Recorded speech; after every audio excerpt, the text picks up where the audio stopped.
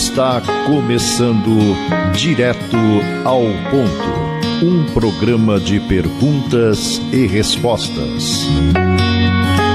Direto ao Ponto, a sua dúvida analisada de forma lógica e equilibrada.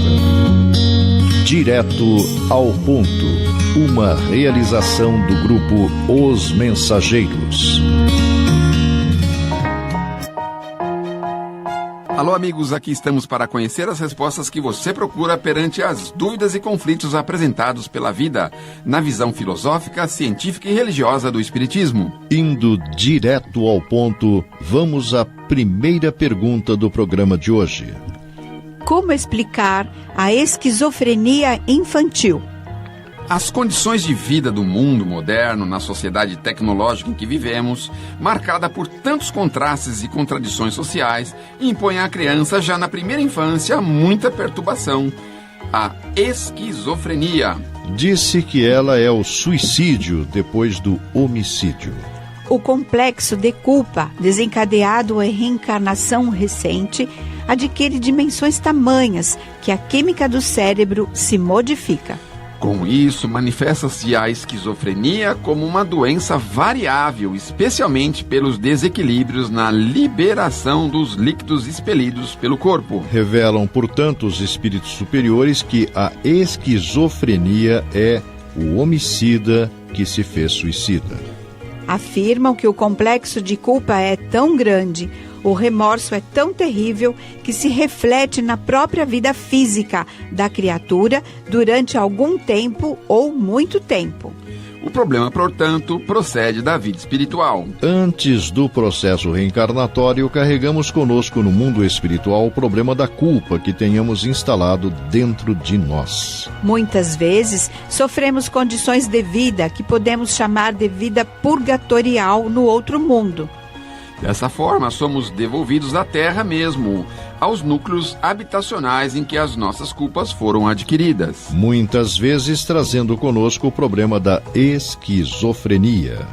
Quando o processo está muito violento, ele se manifesta na própria infância. Na maioria dos casos, a esquizofrenia aparece depois da puberdade ou logo após a maioridade física da criatura. É um problema decorrente de nossos débitos no campo espiritual de nossas vidas. Os amigos espirituais interpretam a origem das moléstias mentais complexas ou outras chamadas incuráveis como resultado de complexos de culpas adquiridos por nós mesmos em existências passadas. Vejamos um exemplo. Um homem extermina a vida de outro e parte para o além. A vítima perdoou ao verdugo, mas a consciência do verdugo não concordou com esse perdão. Ele continua com o remorso, com o problema da culpa ali, estragar a tranquilidade íntima. Dessa forma, os pensamentos de remorso repercutem sobre o corpo espiritual e determinam o desequilíbrio da distribuição dos agentes químicos do organismo. Sabe-se hoje que cada um de nós tem determinada farmácia na sua própria vida íntima e as substâncias químicas não são produzidas ou liberadas no seu nível ideal. Particularmente no cérebro, a cabine por onde o espírito se manifesta. Adquirindo culpas intensas e profundas, é muito natural que a criatura renasça com problemas de esquizofrenia. Acreditamos, complementou Chico Xavier, que a ciência, mais tarde, sanará perfeitamente a moléstia em descobrindo o caminho para restabelecer o nível de distribuição das substâncias químicas no cérebro enfermiço, para que essa distribuição atinja a circulação desejável. Estamos apresentando Direto ao Ponto, uma realização do grupo Os Mensageiros. Como o Espiritismo vê a questão da doação de órgãos para transplantes? A doutrina espírita vê com bons olhos a doação de órgãos. Isso porque o benefício daqueles que necessitam consiste numa das maiores recompensas para o espírito. no riquíssimo acervo resultante da psicografia em reuniões públicas por mais de 2 décadas de cartas, mensagens de espíritos recém e inesperadamente desencarnados, existem alguns depoimentos de espíritos que cederam partes de seus corpos físicos para transplantes. Um deles, o do jovem Vladimir César Ranieri, que aos 25 anos desistiu de viver através do suicídio. Na sua carta aos familiares, conta: Levantei-me mal-humorado ao refletir que andava sem serviço certo e muito longe de melindrar-me com a solicitação da mamãe, segui para o serviço. Ideias lamentáveis pareciam moribundos ou moribundandos o meu cérebro, sugerindo-me pusesse termo à existência de rapaz errante em busca de um emprego que não aparecia. Deixei-me invadir por aqueles pensamentos amargos quando me falaram de almoço. Antes que me retirasse do trabalho, alvejei o meu próprio coração com um tiro certo. Lembro de que papai correu para mim estirado no piso e, na suposição de que me faria viver, fez a respiração boca a boca, recebendo o meu próprio sangue que lhe atingiu a garganta. Arrependi-me de tanto mal praticado contra mim, no entanto, era tarde. Aquele gesto de meu pai me mostrava quanto amor dispunha eu no coração de meu pai e de minha mãe. Porém, foi em vão que desejei levantar os braços para ser um menino de novo naquele colo paternal, de homem bom que não vacilava em livrar-me de qualquer sufocação, trazendo para a boca que lhe beijara tantas vezes em criança o sangue do filho, crescido que se fizera ingrato perante aqueles que mais me queriam na terra. Sei que entrei num pesadelo em que via o meu próprio sangue a rolar do peito como se aquele filete rubro não tivesse recursos de terminar. Despertei num hospital, onde me encontro até agora, em tratamento, e sou trazido pela vovó Verônica, que se compadeceu de mim, que me ajoelho em espírito diante da mãezinha Dalva para rogar-lhe o perdão que não mereço. Queridos pais, rogo-me desculparem e viver muito sempre tranquilos, embora a saudade se interponha agora entre nós a afeição de uma sentinela de meu arrependimento.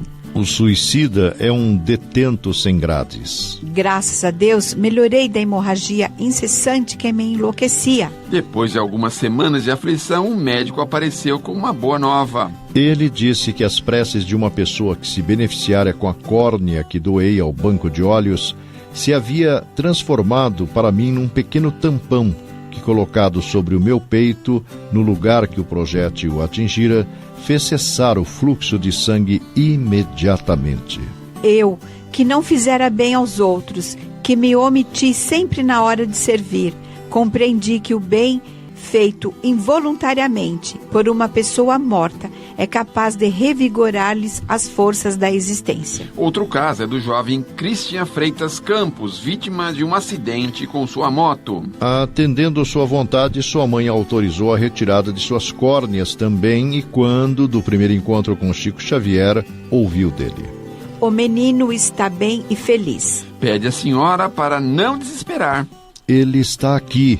É muita luz. Está muito feliz por ter uma mãezinha que o auxiliou a ajudar 2 pessoas que agora estão enxergando. O detalhe, por sinal, não havia sido comentado com o médico de Uberaba. Um terceiro caso, o do jovem Roberto Igor Porto da Silva, 19 anos, acidentado gravemente em Porto Alegre conduzindo sua moto 4 dias antes. Resultou o primeiro transplante de coração da capital gaúcha. Na carta que escreveria meses depois por Chico, revivendo os dramáticos instantes que se seguiram ao paciente, conta: Mal vira a máquina estancar sob a pressão da minha vontade firme e a velocidade repentinamente cortada, como que se vingou de mim, atirando-me para longe. Caí desamparado e percebi que estava faceando o maior perigo de minha vida. Não pude erguer-me. Minha coluna parecia-me quebrada e a cabeça entrou em pane, porque não mais consegui coordenar as próprias ideias. Percebi que me apanhavam cuidadosamente, mas não pude discernir coisa alguma. Estava reduzida a um trapo sanguinolento, entretanto não ignorava de que me conduziam a um hospital. Ouvia vozes sem entendê-las porque a minha própria vida estava se afastando do meu entendimento. Escutei as palavras lavadas de pranto de nossa Magali, a quem os médicos endereçavam uma solicitação que não entendi. Minha atenção esgotava-se na falta de resistência a que chegara. Pensava em si, mãezinha Izar, com ânsia de ouvi-la perto. Nada conseguia falar, e quanto mais me acentuava a dor que eu sentia no peito, vi o papai ao meu lado, convidando-me a segui-lo. Outros amigos acompanhavam e me recomendavam sair-se da apatia a que me estava me acomodando, de modo a segui-los com urgência. Mãe, deixei o meu corpo como quem se afastava de uma roupa que se fizera imprestável, e logo de saída, conquanto me sentisse privado da visão, senti uma dor muito grande no tórax. Os amigos de meu pai me solicitaram esquecesse o vigor daquela agulhada que me transtornava todo o ser. No entanto, eles se apressaram em me auxiliar com o magnetismo curativo e a dor desapareceu. Soube mais tarde de que naquele momento eu tivera o coração do corpo físico arrancado para servir ao transplante que favoreceria um homem que se avizinhava da morte. Meu pai informou que a medida fora autorizada por minha irmã e deu-me a conhecer a utilidade da providência, de vez que eu não mais recuperaria o corpo quebrado até a medula. Explicou-me que era justo o trabalho que se fez, entregando-se o meu coração, que ainda pulsava, ao irmão doente, que com isso poderia continuar vivendo. Esclareceu-me com tanta lógica que acabei aderindo reconhecendo que Magali, vendo-me quase morto do ponto de vista físico, permitira que meu coração servisse para alguém que necessitava dele. Logo que me confessei agradecido e satisfeito com a medida, notei que o coração, em meu corpo espiritual, pulsava forte e robusto. Sobre esses casos, aqueles que doam indiretamente, ou seja, por decisão de terceiros, a partir da morte cerebral, explica o benfeitor espiritual Emmanuel.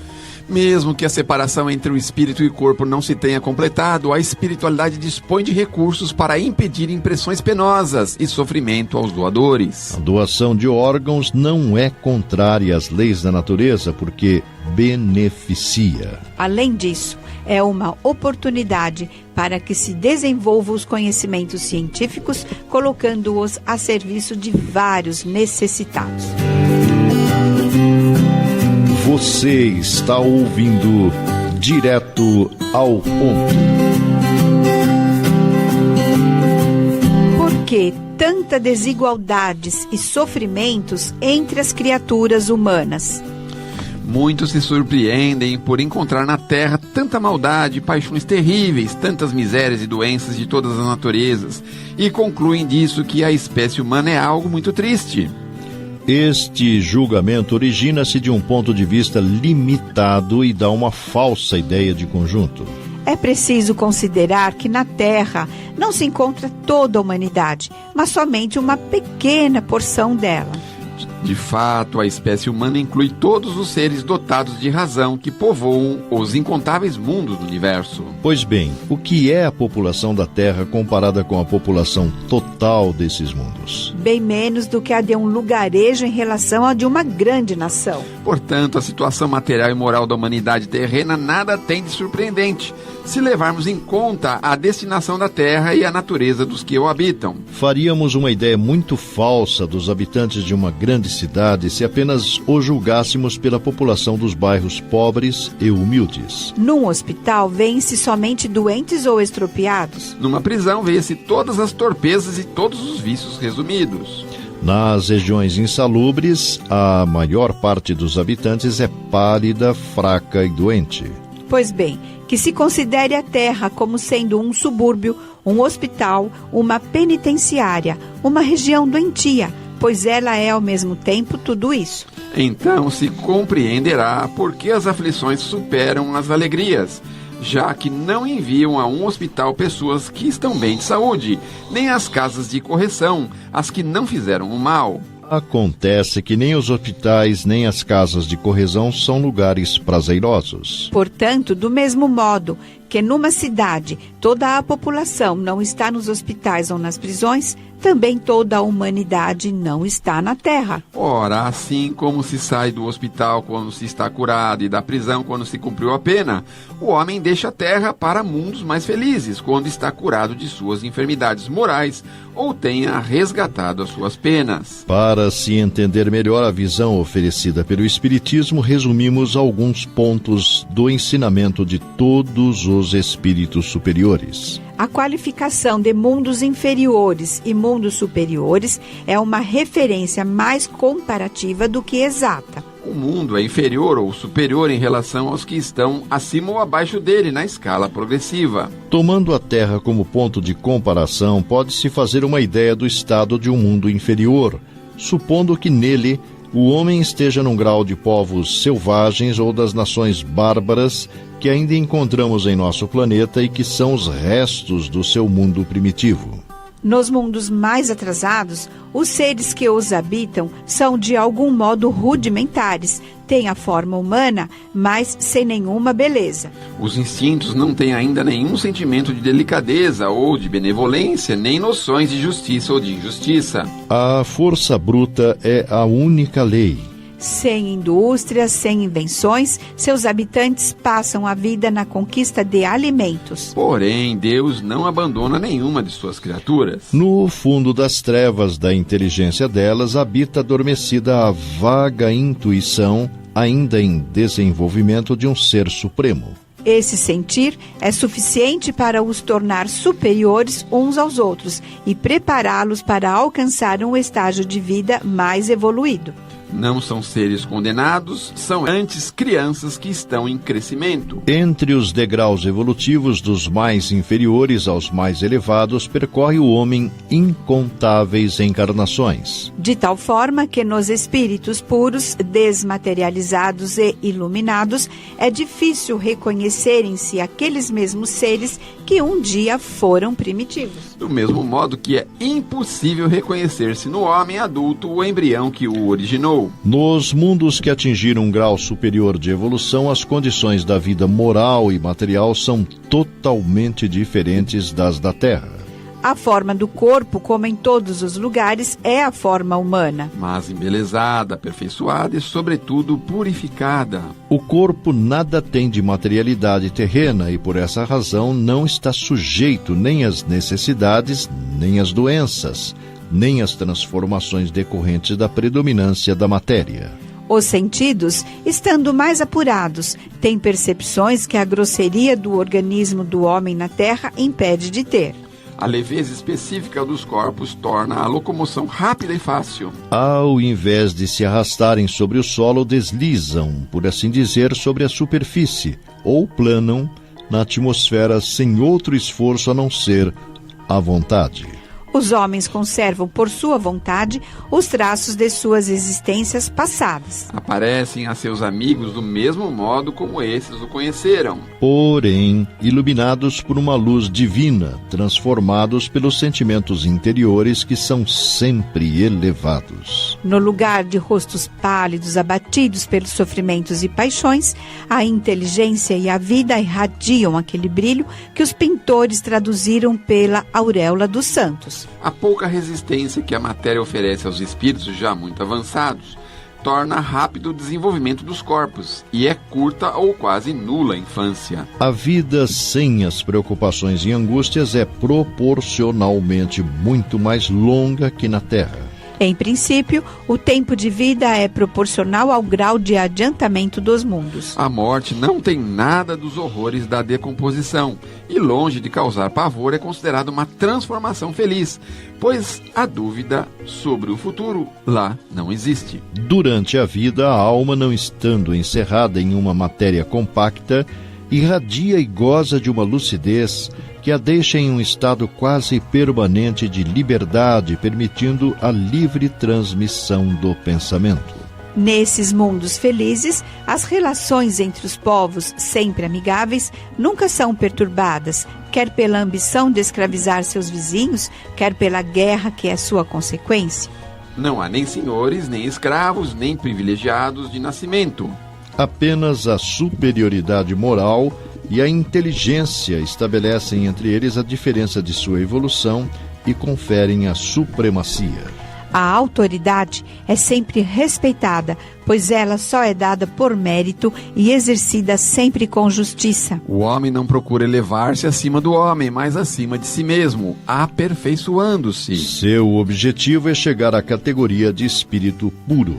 Esse desejo não é um tormento, mas sim uma nobre ambição que o faz estudar com dedicação para chegar a igualá-los. Lá, todos os sentimentos ternos e elevados da natureza humana se encontram ampliados e purificados. Os ódios, as mesquinharias do ciúme, as baixas cobiças da inveja são desconhecidos. Um laço de amor e de fraternidade une todos os homens. Os mais fortes ajudam os mais fracos. Os bens que possuem são correspondentes ao grau de inteligência de cada um.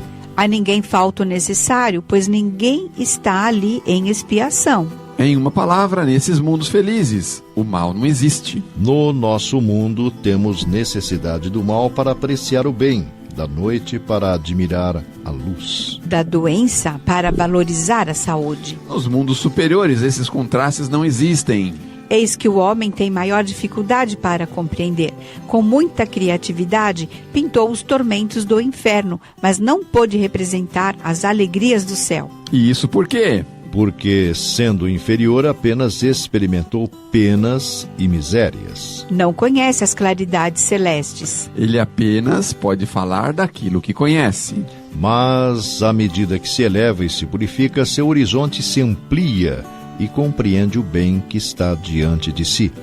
Como compreendeu o mal que ficou para trás? Entretanto, esses mundos afortunados não são mundos exclusivos para alguns. Deus é imparcial para com todos os seus filhos. Ele dá a todos os mesmos direitos e as mesmas facilidades para chegar até lá.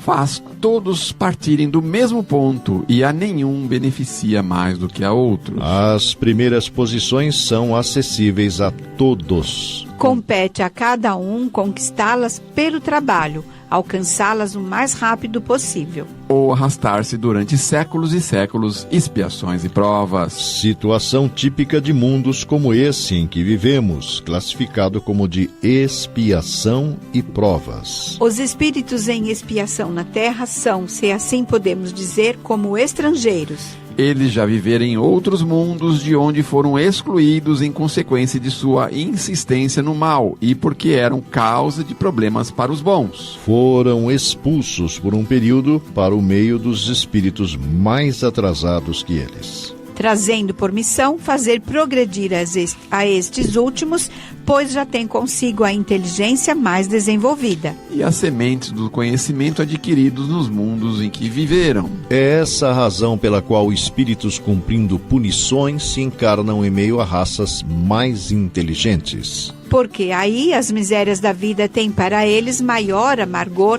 em vista de possuírem sensibilidade mais apurada do que as raças primitivas, em que o senso moral é menos desenvolvido.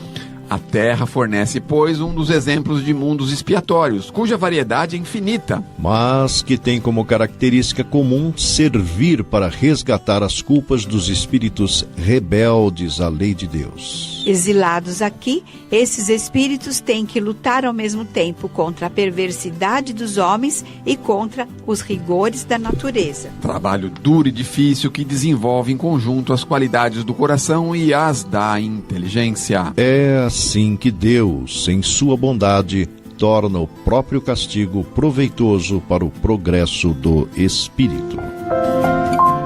Direto ao ponto em 1 minuto.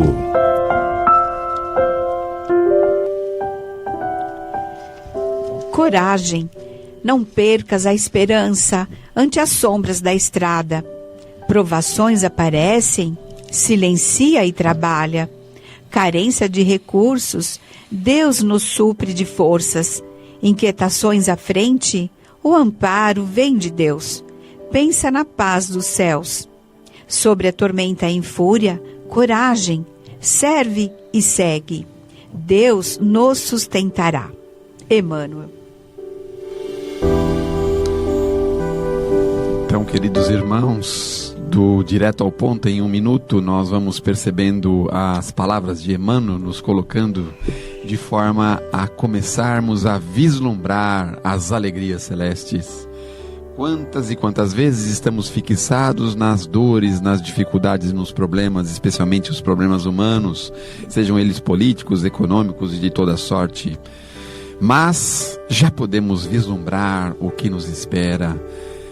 Um Pai amoroso, um Pai que reserva para os seus filhos um lugar de bênçãos, de alegria, ao dizer dos nossos irmãos do Primeiro Testamento, onde verte leite e mel.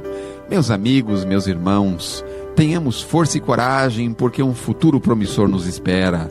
Encaminhamo-nos para as tarefas do bem, e o bem nos colocará na terra da promissão, onde verteremos e teremos com abundância leite e mel. Palavras finais.